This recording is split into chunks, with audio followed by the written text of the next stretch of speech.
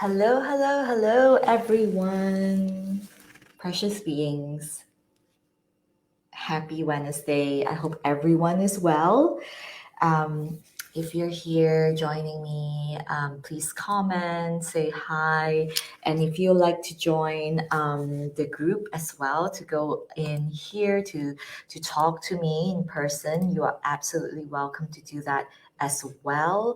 Um, I believe the link is actually in the group itself as a post, so you can just pop in there and just go ahead and join me, and I will see you in here, and I can actually bring you on to the live. So, welcome again. My name is Li Ying, and if you didn't know, I am the founder of When Still Waters Speak, and I run this little group that you're in. And also just to really bring together the really, really useful tools and advice and awareness for you to really advance in your own relationship with food and your body, whether it is manifesting in a way of a disordered eating or a bad body image or whatever it is. If you feel it within your heart, this calling to heal your body, the feeling that you know that this is taking over your life, then you're so in the right place, because this is what I do, this is what I help women with, and I am so just really honored to be here to serve in this way in this short span of time that we have. So today, specifically, I think of topics that I want to cover based on the women that I work with and what I'm seeing coming up as well, and also based on my own experience. So today I'm going to talk a little bit about how to stop social situations from causing you to relapse. So just a little background on myself. I actually came from 10 years of anorexia. The mainstream of it was anorexia because I was going through the rigmarole of recovering and relapsing. So in between, I also fell into binge eating disorder and also orthorexia itself on the way to recovery. So while I was relapsing and numerous times itself, I was also seeking out help in terms of therapy and nutrition. But it just didn't work for me long term. I would always fall back into the same space of not eating, of not feeling enough, and just feeling like with food I could be in control in some way. Which, in hindsight, now I look at it and I look at the way I see clients coming to me. I know that it was just a very beautiful way that the body was trying to allow me to cope with the way my life was going. And because I wasn't ready to look inward, to look into the emotional traumas that were going on within me, I was using food to feel in control and alive. So let's talk about how to stop social situation from causing you to relapse. I personally have had many social situations that have triggered me to a point where I would go back and feel horrible about myself. And to the extent that I would actually think that it was good for me to feel like I was triggered, because then it meant that I would work harder to lose weight, to look thinner, all of that.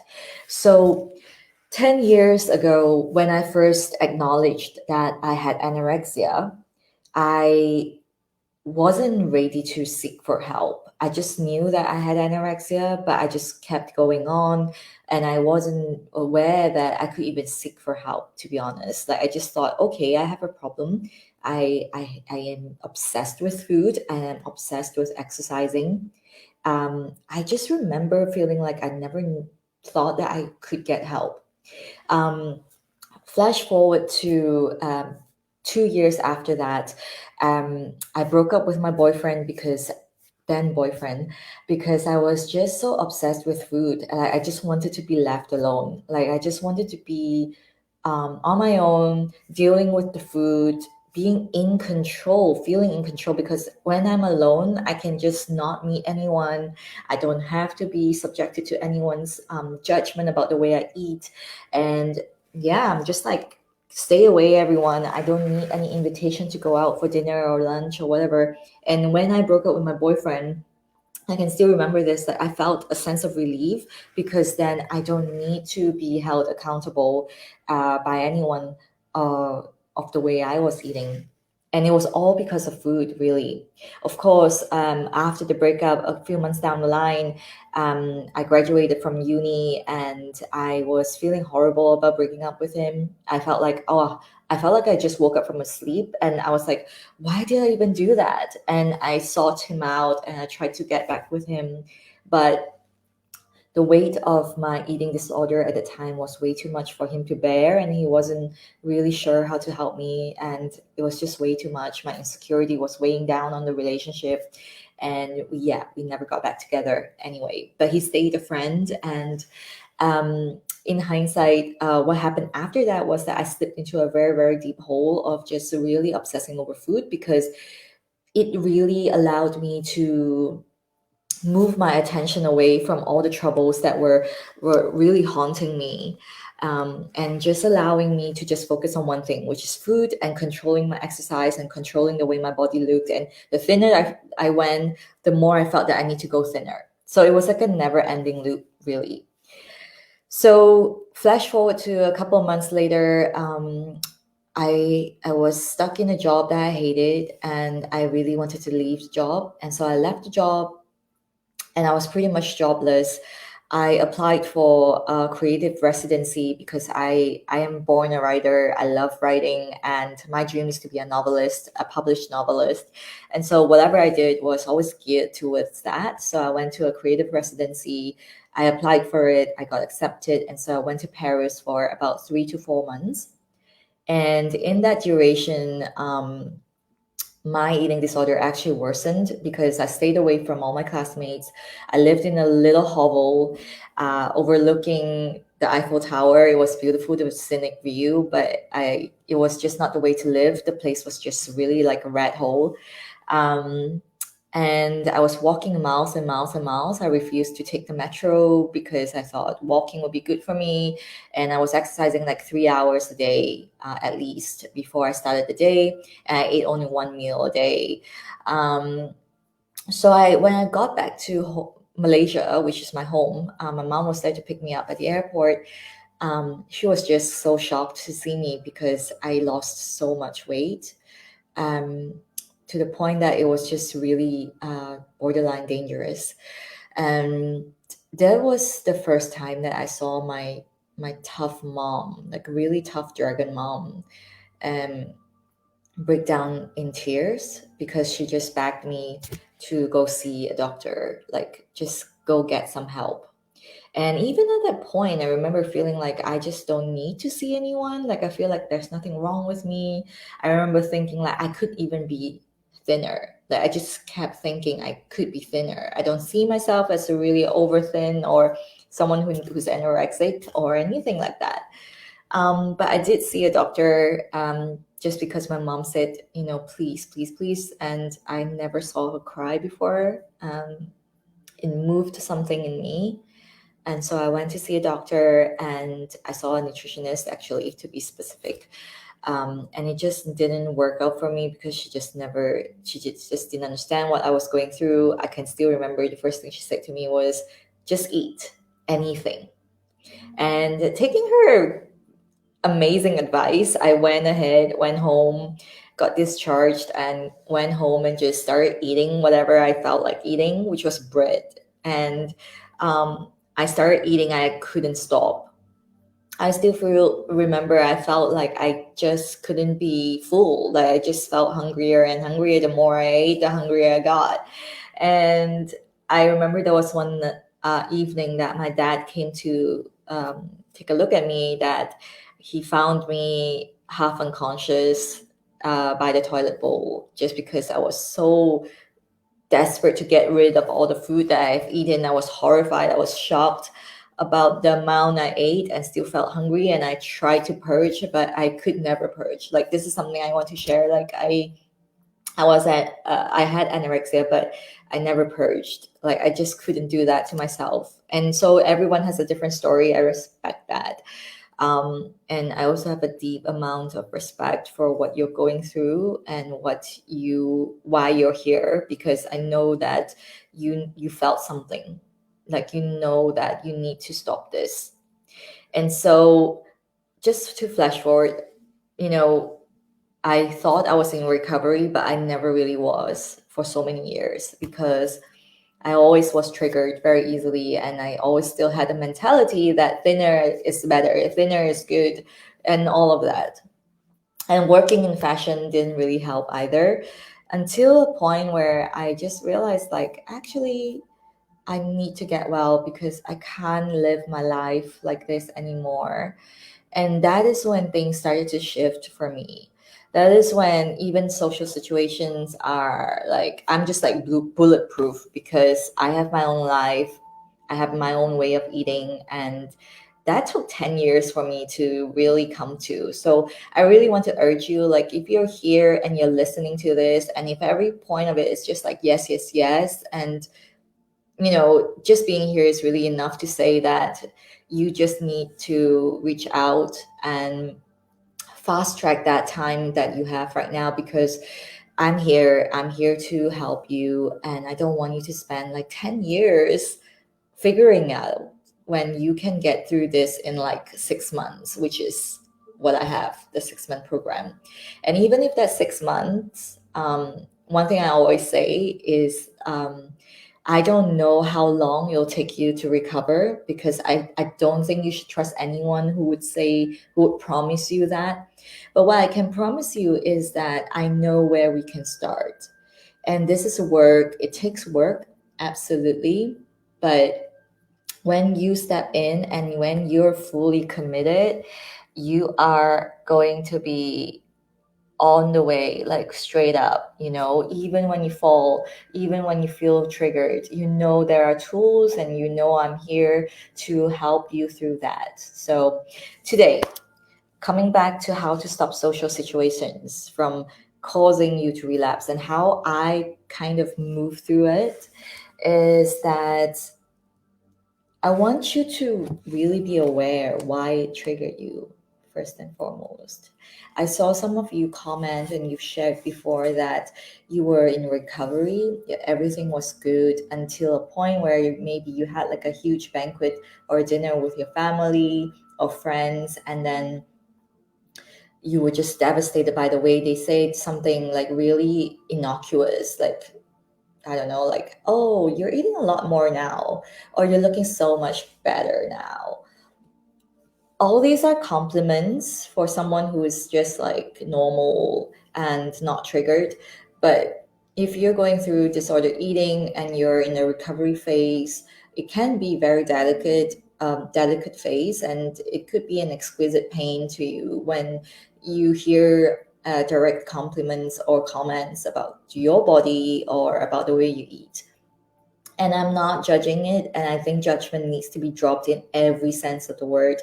Like, you have to stop judging yourself, most of all, because if you stop that is going to help you a lot in your progress, and also understanding that everyone comes with their own story, like everyone, and the one thing I want you to know is that you can't control other people, but you can control how you interpret the story. So instead of thinking, what will she think if I do this? Or like, how will he react if I say that? Or what do they think about my being here? Or what do they think about the way I'm eating? I want you to think, how do I feel about what she just said? What's my reaction to what he just did? And what's it like for me to be here with them? Because this will finally bring you to a point where you really understand that you're in a social situation. Why are you here? Why did you accept the invitation? And that is probably not to eat, but more like just to be there, to enjoy yourself, to be with these people, especially after all this time of lockdown, to enjoy being with company. And that's it. And so I've actually shared this with one of my clients, like if people force food on you and you really don't want it, you can absolutely just reject it. And I want you to reject it with a very compassionate heart, and you don't need to feel bad about it. This is something that I train my clients with. This is something I always want to say is something that you need to take it to the body, because this is it, take it to the body. Because if you don't embody your message, if you don't embody your sovereignty, if you don't embody your new you, you're still going to emanate a field of energy that will get people and attract people who will come to you feeling worried or anxious. Like they don't really know what it is, but they will still feel that sense of energy, and they will come to you with all these things that you're worried that you will attract. Because that is the law of attraction, okay? You don't just attract what you want, you also attract what you don't want when you have it in your head, when you go to a social situation thinking, oh my gosh, I hope that Miranda won't say that, or oh my gosh, I really hope my dad wouldn't notice that I don't like to eat that much at this hour, or anything of that.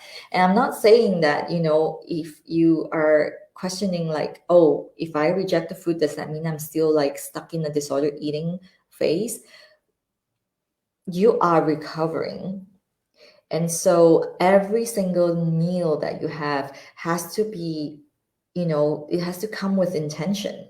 It has to be like, if I reject this food, what is the intention? Is it because I fear losing, like if I fear gaining weight because I eat this? Or is it because I know that it will feel horrible in my body? And have you eaten for the day? Have you nourished yourself? That is the real question here. Because, yeah, if you're rejecting the food because you fear gaining weight, then you're still stuck in the disordered eating mentality. And when you are aware that you're still stuck in that quasi recovery phase, you need to reach out for help. Because I need to tell you this, like, being somebody who was stuck in that space for 10 years, not reaching out for help, like, how much time do you have to waste? How much time do you have to not live your life fully when you know that it is possible, when you know that all you need is that bridge between the physical and the spiritual, and just that bridge of faith? That is the bridge of faith you need to cross, because you can't know everything of how you're going to do it before you cross. You just have to.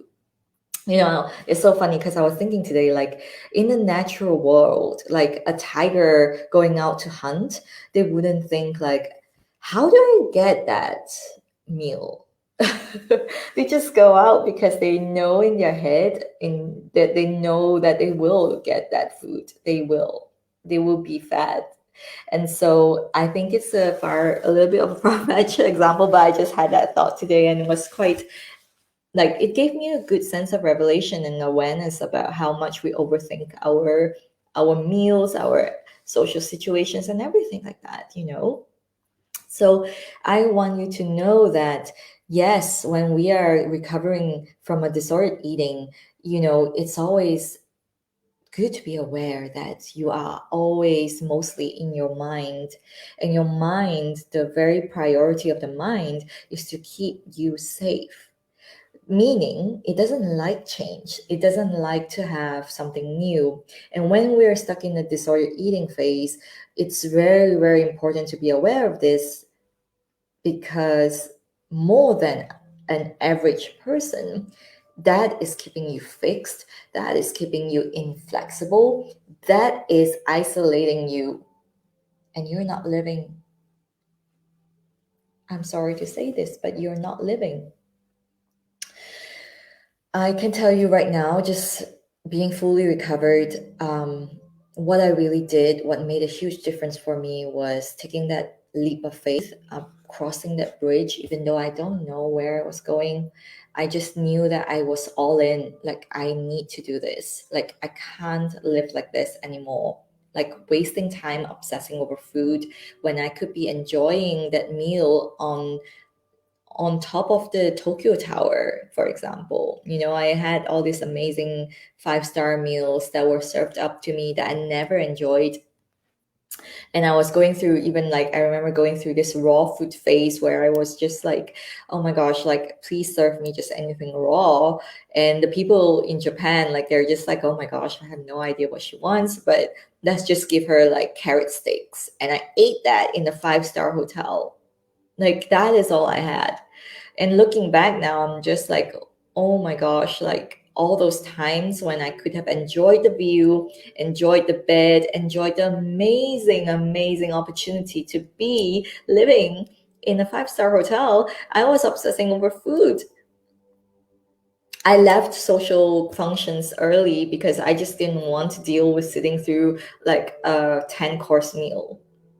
And that is like, a situation where I was sitting next to like Karl Lagerfeld or next to Gwyneth Paltrow. Like, I wasn't living my life, and I don't want that for you. I really don't. I see more potential than ever. And so I really, really hope that this helped you today. And, I do run a 6-month program. And if you would like to share more about your journey and just jump on a call with me, it's a free share and heal session. My intention is not to convince you to get on the program, but rather to hold space for you, to hold space for the vision of you beyond recovery. And so the 6-month program is just designed to get you from fearing weight gain, obsession with food, destructive loop of negative self-talk, and relapsing over and over again, to empowering you with tools and practices that can be applied throughout the day while doing the inner work to help you make peace with food and get out of the restrictive eating roller coaster for good. It is all about that. It is all about that. It is all about just making peace with food and getting out of the restrictive eating roller coaster for good. To eat without any guilt and be guided forever, intuitively.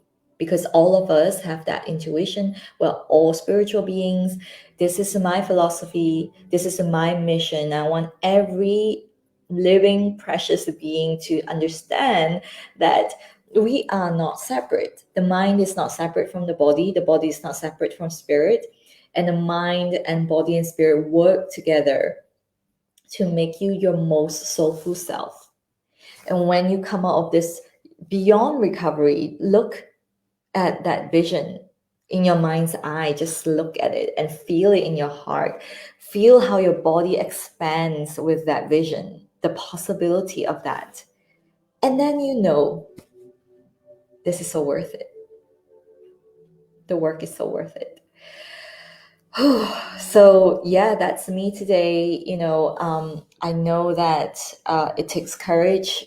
It takes courage to take that step, but I want you to know that it's absolutely possible. I'm not special. I did it, and I'm here to guide you through it. You can absolutely do it too. And imagine that vision, that visionary future that is for you to take right now. All you have to do is step into it. You don't need to wait 10 years. So that is from me today. I really, really wish you a beautiful day, and I hope to see you next week as well. And remember, it's the same time, same space. Sending you lots of love.